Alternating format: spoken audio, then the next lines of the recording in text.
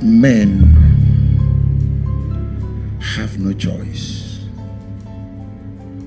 to disappoint you because they have the capacity to so do.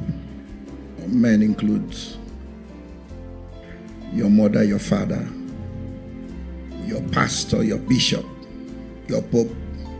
But the only one that never disappoints is God. Because it is not the day you were born that the word for your life left his mouth. You were born because the word for your life had left his mouth long ago. And when you're dealing with such an one, your heart ought to beat with gratitude. I want you to consider for a moment how indescribable your God is. For him to watch over his word concerning your life before you were even born, to bring it to pass. Think about it.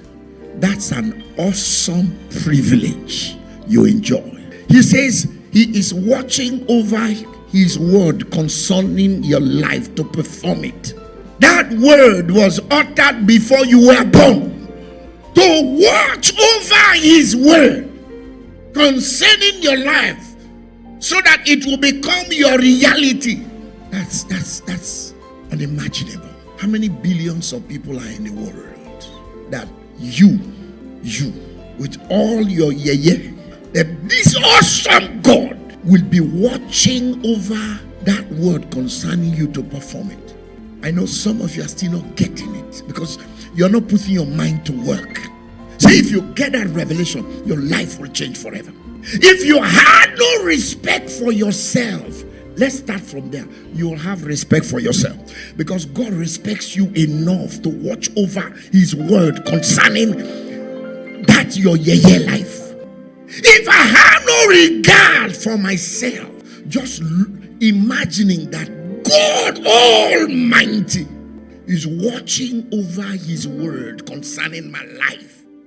You know, here on earth, we deal with 24 hours a day. Is that not so?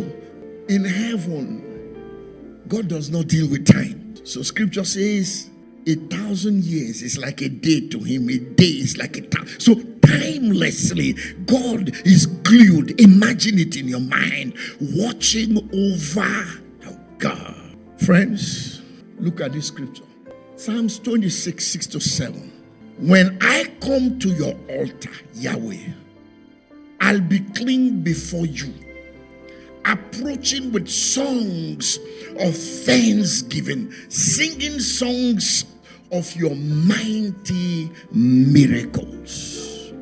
Friends, in this month of Thanksgiving, in the last 3 weeks, I kicked it off by asking us to always carry in our hearts gratitude as we give God thanks. Let thanksgiving not come from just empty mouths.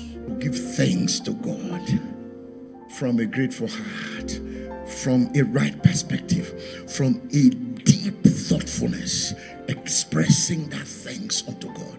Let's put into practice what we have learned in giving God thanks. So I'm not going to encourage you to thank God. I'm not going to persuade you to thank God. In the last 3 weeks, you've learned a lot about how your thanksgiving can come before God. Now, let's put it into practice.